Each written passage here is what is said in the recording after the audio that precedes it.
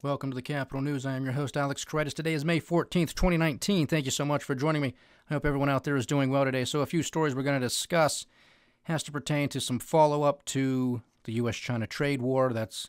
Maybe it's not a war. Maybe it's just a squabble, a little squabble. We'll get into what I'm talking about there if you didn't hear the president's remarks earlier today. And then let's not just take into consideration this quote-unquote trade war. Are we actually preparing for war? We have some news out. Of course, the president is saying this is a fake news story coming from the New York Times, but it's a question regarding sending 120,000 U.S. troops to the Middle East to deal with this quote-unquote Iranian threat. Fake news, according to the president. The New York Times says, I don't know, the Defense Department is drafting a plan and in response to see, maybe that's what we have to do. So is this part and parcel of what we've been discussing? Is this checkbox number one to be checked off the list when it comes to endless wars? Is it? We're going to talk about that briefly because there's a lot to get to. We still have the stuff going on in Venezuela. We now have other news that has broken regarding Attorney General Bill Barr now assigning U.S. Attorney from the state of Connecticut, John Durham. He is now going to be investigating the investigators. The question is, has he just started, or has he been looking into this for a little bit longer? I hope he has been looking into this for the past couple of months. I was hoping that the president and his administration were looking into this a lot longer ago, previously here. So it's interesting to see what's going to come of this. I think this is why we are seeing the Democrats throwing on their three-ring circus, throwing their hissy fit, trying not only to discredit the President of the United States, which they have been trying to do since he was candidate, Donald Trump, throughout his entire administration thus far, and will continue. And now they are attacking, and have been attacking, Attorney General Bill Barr, his character, his integrity, his competence. This is because they're nervous, folks. It's because they know what took place under the Obama administration, under his leadership or lack thereof, under the leadership or lack thereof of CIA Director John Brennan, DNI leader James Clapper, what happened in the DOJ under both Attorney Generals, Loretta Lynch and Eric Holder, and also what took place under former FBI Director James Comey. These are the names, these are the faces. This goes to the top. This goes to the highest office in the United States of America. That's where it goes. We know this. The testimony from Lisa Page. These were in text messages. This isn't just her saying something. This wasn't hearsay or anything. This was her text messages. This is her testimony. This is her saying that President Obama wanted to be kept in the loop. He wanted to know everything that was going on when it pertained to the Russia investigation. Now, President Trump can't know anything that's going on in his Justice Department or in the FBI. He's not allowed to know a damn thing. But it was okay for Obama to know everything and to be kept in the loop on everything that was taking place in regards to the Russia collusion story. And what do we know? We know that this whole Steele dossier is a fabrication. It's a bunch of junk. But that was fine for our intelligence community. That was fine for our FBI and Justice Department to use it as evidence to get a FISA warrant, to investigate or spy or whatever word you want to use on the Donald J. Trump campaign. And subsequently, when he was president-elect, and maybe even when he was president. We know the names. Is justice going to come one day? We hope it is. We think it will, but time will tell. But at least Attorney General Bill Barr has been true to his word. He has assigned John Durham, U.S. Attorney from the state of Connecticut, to review the genesis of this Russia probe. I hope the American people are ready for the truth. People who have been paying attention to this podcast, people who have really been paying attention to others like it, to Fox News, understand to a degree what's going on. And I'm not picking favorites here with Fox News. I have my issues with Fox News. But you don't hear anything on MSNBC, CNN, NBC, CBS, ABC. You don't hear any of this. Hillary Clinton has nothing to do with the Steele dossier. The DNC has nothing to do with the Steele dossier. Fusion GPS, people have no idea what that is. They think it's another Garmin or a TomTom. How do I get from here to Arizona? Nobody even knows what's going on. These people, I told you, their heads are going to explode when the truth comes out. That there has been massive abuses of power at the highest levels of our government. This has to be a draining of the swamp moment, or the two-tier justice system will continue on. And then we really have no country. What's the point? Because we have other problems that we talk about here constantly, try to address them, try to put forth solutions, but nothing is being addressed. Is this the start? I hope there are other investigations already on. We're waiting for the Office of Inspector General to come out with his findings, but he doesn't have the power to prosecute. He has the power to make referrals, but we're going to see what type of bombshells come out there, what type of wrongdoings took place during the leadership or lack thereof of James Comey's FBI. Well, we know quite a bit. We know quite a bit. Again, just from the Lisa Page testimony, Peter Strzok testimony, Bruce Orr, the documents are there. You can check them out. Judicial Watch, they continue to sue this government. Freedom of Information Act requests. They take this government to court all the time. They sue, they get the documents. Judicial Watch is continuing to get documents regarding the Hillary Clinton email scandal, if you can believe it. This is how slow the government moves. They are stonewalling. They don't want this information out there. Why do you think that is? Because it's not going to shed a pretty light on Hillary Clinton. It's not going to shed a pretty light on the Obama administration, because we're told time and time again from Obama himself and now crazy, sleepy, creepy Joe Biden that there were no scandals during his entire tenure. During his entire administration, 8 years, nothing, not a blemish. No, there are no problems there in Libya and Benghazi. No problem there with your attorney general meeting with Bill Clinton on a tarmac. No problem with your other attorney general, Eric Holder, in the Fast and Furious scandal. Drugs for money, guns for money. I mean, no scandal whatsoever. Weaponizing the IRS to basically look into conservative movements and outlets and non-for-profits. No, there was no problem there. It's Barack Obama. He could do no harm. He could do no wrong. He was a genius. He was a gift. I mean, what's this with term limits? Shouldn't he still be the president? I mean, he could do no wrong. That is so beyond the pale, it's not even funny. But this is what I'm talking about. This is the echo chamber. This is people getting siloed. They go into their corner and that's where they stay. Don't do it. You shouldn't have done it with Barack Obama, but a lot of people did. Whatever he said was absolutely right. That's, of course, not the case, but there are a lot of people out there. Obama could do no wrong. We now have a whole bunch of people out there. Same thing with Donald Trump. Whatever he says, it's the truth. He can't lie. He can't make a mistake. Everything's going to plan.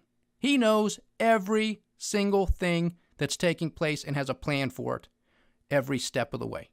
It's not true. It's not true. Nobody does. Nobody knows everything. Nobody is pitch perfect. Okay? Don't get siloed in. Don't listen. Don't get into the echo chamber and stay there. You have to move around. You have to think freely. You have to do it. If you want to be an informed citizen, if you want to make the right decision, or at least a better decision, that's what you have to do. If you're only listening to Fox News, if you're only listening to MSNBC, you're doing yourself a disservice. You have to go read articles. You got to read books. You got to listen to as many people as possible. Please, please do so. So we'll see what happens with this U.S. attorney from Connecticut, John Durham. We'll see what he can do. Hopefully, he's a straight shooter. Hopefully, he gets to the bottom of it. Now it's a time crunch. I mean, I don't know how long this is going to take. I mean, we're in the midst of the 2020 presidential campaign. Is this going to be a next year October surprise? Can the people wait? I mean, what is the political divisiveness going to look like a year from now when we're really in the heat of a 2020 presidential campaign? I mean, it's going to get nasty, folks. I mean, the Democrats are going to tear each other apart. There's no question about it. I mean, they are going to get vicious. And then you're going to have the president just egging them on. I mean, it's going to be comical. He's going to get in the middle of it. It's going to be something to see. You thought 2016 was a circus and a sight to see. We ain't seen nothing yet. Believe me when I tell you. Because is Bernie going to become the leader, Crazy Bernie? Or is he going to get screwed again by the Democratic Party? And is he going to run as an independent? Because Bernie earns money. There's a lot of people who like and love Crazy Bernie, and the man can generate money. So if he feels like he has been double-crossed again, and he really thinks that he is to be the president of the United States, he could throw a huge curveball into this thing if he doesn't get the nomination. And he says, well, you know what, I'm just going to run as an independent because that's what I am anyways. I'm an independent. I'm really not a Democrat. I just caucus with the Democrats, and they're kind enough to allow me on the stage and to run as a Democrat. But, really, I'm an independent. I'm a socialist from Vermont, a Democrat socialist. I'm sorry, stand corrected there. But that's what's he going to do? No, that's speculation, but it's going to get nasty. Kamala Harris, I'm telling you, people, she is going to get vicious. I just feel it. I can just tell she's going to get vicious. She's going to eat some people for lunch. Joe Biden, I mean, this guy can't even string a sentence together, but somehow he's the front runner. Sleepy, creepy Joe, he's the front runner because I guess people know him. Wait till they really get to know him and we'll see why he's always been 1% Joe, meaning he's never got anywhere above 1% when he was running for president in the 80s and afterwards. So, I mean, we're going to see that. Now, moving on to this talk here with the New York Times article and the issue with Iran. Because we know we have an aircraft carrier strike force in the area. What are we doing? Are we instigating? Are we setting ourselves up for some sort of false flag? Something to go wrong? I mean, snafu, situation normal, all bup. I mean, this is what happens when you move this type of equipment around the world. You're asking for something to happen. Now, this isn't about flexing your muscles, a show of strength, nothing like that. What is really going on over here? What is John Bolton doing? He's our national security advisor. I don't even know what John Bolton's doing in this White House, to be perfectly honest with you. This guy is a neocon. He's a neoconservative. He's always been somebody who's like, oh yeah, let's just, bang the war drums. It's time to go. He has no problem dropping bombs, arming people, American empire, spending. I mean, there's no cost. It makes no difference to him. He's not going. It's not his kids. It's not his son, not his daughter, not his wife. He ain't going. He don't care. It's you. It's me. It's our children. It's our fathers and mothers. He don't care. I don't know what he is doing in this White House. And just for some geographical reference, because a lot of people just I don't think, realize this. You know where Iran is, geographically speaking? You know what two countries are on either side of Iran? Take a guess. Afghanistan and Iraq. You think that's a coincidence? Do you, seriously? We have Iran surrounded and have for the past 18 years. What's Iran going to do? What are we going to do? Because there could be a mishap. Something could happen over there with this air carrier, strike force that we have positioned in this area. Maybe somebody blows something up. Are we ever going to know the truth of what really happened? Was it the Iranians, or are we just going to say, well, it was? Are we ever going to know the truth, and then that starts another war? I don't want another war because of the life loss that's going to take place if we go after Iran, let alone the amount of money that it's going to cost that we don't have to do it. So the president's out there, he's asked, the New York Times article, 120,000 U.S. troops, are we wargaming this? Is this something that's going to take place? No, it's fake news. And let me tell you something, if we were to do it, I wouldn't hesitate, I'd absolutely do it, and I'd send a hell of a lot more than 120,000 U.S. troops. Again, folks, what have I been saying that you got to keep in the front of your mind? The President's State of the Union address. What can derail this economic miracle? Amongst other things. Endless war, political divisiveness, and investigations that just continue and continue and continue, which we're seeing. We see all three right now. We're seeing all three. Serious question, though, again, because this guy bothers me, John Bolton. I've always asked the question why he was there in the first place. How did he come into this administration? Because Trump's not an ideologue. He's definitely not a neoconservative. John Bolton is. So when he was part of the Bush administration, I'm not surprised with that. Bush, Cheney, their administration, their advisors were neocons. So John Bolton fits into that narrative. He fits into that team. He doesn't fit into the Trump administration. So he's always been an oddball to me, and now you're starting to see maybe what he really wants. Does he want war with Iran? What are his interests? Who benefits from this? A lot of people are going to be benefiting from war, believe me. A lot of people benefit from it, unfortunately. Maybe we should make a law that says you can't profit from war, and then we can work out the details of how that would work out, because then you'd really start to see how many wars we get involved with. Oh, you say I can't make money off of this? Nope, you can't make money off of this. Oh, well, then I'm not going to supply you. Well, then I guess we're not going to war. Guess we really don't need it. Something to think about, because this American empire is not cheap. So this is a story that will, I think, remain somewhat front and center as more details perhaps leak out or come out. But the other thing is, too, if there is a serious situation, I don't necessarily think that the president had to immediately declare that this was fake news. I think I think that was sort of a visceral reaction or response from him. That was just instinct kicking in. Oh, it's just fake news. New York Times, fake news. I mean, this is what our Defense Department's supposed to do. They are supposed to have strategies in place. They are supposed to war game scenarios. So I think that would have been understood. I think it would have been a reasonable response from the president to the reporter's question and say, you know what, look, that's the job of the Defense Department, is to war game and to put strategies together. Hopefully we never have to use them, but that's what they're getting paid for. They're supposed to study these things. They're supposed to analyze all regions, supposed to put a team together. What's the best strategy? What's the best tactics? How many resources would we have to deploy? I mean, that's what we're paying them for, right? I mean, $700 billion a year for the past 3 years. Yeah, they better be doing something. So I think that would have been a reasonable answer as opposed to say, no, fake news. Perhaps it is. But if he would have said that's their job, I wouldn't have been upset with that answer, would you? I think that's reasonable. That's what we pay these people to do, to protect us, to put these plans together. But I really hope we are not instigating another war. I really hope that's not the case.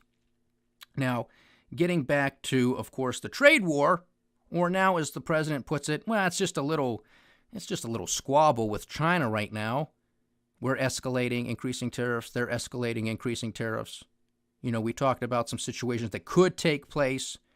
We talked about that on the political report yesterday as well as the economic report, because this is consuming the airwaves. This is big news. Because, again, we have the president taking to Twitter. It's a squabble. Talks are ongoing. My relationship with President Xi is fantastic, and it will be. And we had an up day in the markets. I mean, we have a president who, in my opinion, is abusing his power because he knows perfectly well that every time he makes these types of statements, the market's going to move. Now, again, when and will diminishing marginal returns kick in with this? So far, it really hasn't. It really hasn't. We saw maybe a hint of that in yesterday's sell-off, but today, nope, the markets liked it. They took it as positive news, and they rallied once again. Now, they didn't recapture all of yesterday's losses, but nevertheless, they got some of it back. We'll see what happens tomorrow. But this market is completely disjointed from the fundamentals and from reality. We don't even know what reality is, because this president, this administration has been telling us for months that everything was going swimmingly well and we are going to have a deal. And then boom, last Sunday, 2 Sundays ago, whatever it was already, no, I'm going to raise tariffs. These talks are taking too long. Something's amiss, folks. Something is amiss. But something I wanted to mention yesterday, but we sort of ran out of time, has to deal with the politics of this, because are farmers in trouble? And we actually saw a couple farmers being interviewed today on some of the financial mainstream media, and they're pretty much, they're getting tired of all of this trade talk nonsense. They want some clarity, because they have to know what type of crops they have to grow. They have to know how much to grow. They have to know how to rotate their crops. And while they are expecting to receive further assistance from the U.S. government because of the losses that they have to assume now with the loss of sending their goods, their agricultural products to China, now Uncle Sam has to flip the bill and subsidize them. So all of these billions and billions of dollars that we are just bringing in from China, of course, that's not the case, but this is the narrative from the president. Well, now a lot of that money just has to be recycled and go right back to the farmers because we can't have them suffer. Can't have them suffer. They're too important politically. But you basically have these farmers, and they're the salt of the earth. I mean, you just listen to these guys. They're down to earth, common sense. We just want to know what's going on. We're tired of this back and forth. We need to know what types of crops we got to grow. We got to know how to rotate them.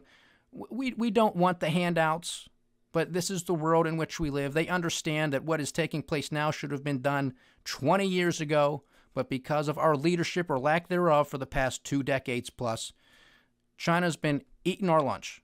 So they understand it, but they're getting tired too because they got to make a living, and they want to know what's going on.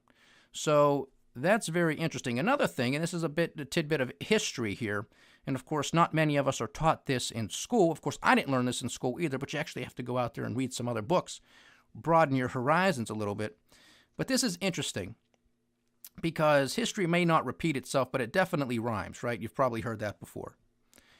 During the Great Depression, and obviously back then, agriculture was a lot bigger piece of the economic pie in the United States, which is the case for most developing countries, as it was here. During the Great Depression, you had the government bailing out the farmers. You also had a very interesting tactic, completely stupid, by the way, but it was an interesting tactic as to what the federal government also did in attempts to support the farmers. Well, in the Great Depression, you had prices that were collapsing. This was true for agricultural products as well. So they were like, oh, well, they had a genius idea. At least they thought it was genius. Of course, this is our government. This was 80 years ago. Not much has changed, folks.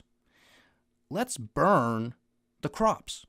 You heard me right. Let's burn the crops. Let's reduce the amount of supply, thereby increasing the price. And increasing the price will help out the farmers. Very interesting, isn't it? Although we had a problem. It was called the Great Depression. Remember all those photos? People in soup lines, lining up for a soup kitchen, lines around the block, trying to get fed. You think it was a good idea? People are starving to death. Yeah, let's burn the food so we can increase the prices, which nobody can afford. This is the government. And there's people out there who think they should have more power. There's people out there who think they should be pulling the reins, moving 120,000 troops to Iran to start a war. These are the people. Nothing changes, just the faces and the names. The same ideas. President Trump is there, I think, to shake things up. How much is he really shaking things up? Well, we run through the list, and unfortunately, he hasn't changed that much. Is he up against a mountain of resistance? Yes, he is. Yes, he is. And I pray for him, for his success of rejuvenating this economy, this country, returning it to prosperity. But this ain't going to happen, folks, in 2.5 years. It's not going to happen in 4. If it happens in 8, should he be reelected, I'd still be surprised. But this is where the president and I disagree. He thinks everything's fine and wants to push this narrative. I don't believe that to be true because we look at the data, not just the headline news that the president and the financial mainstream media wants to bloviate out there and peddle because they need to be cheerleaders. They need to make money.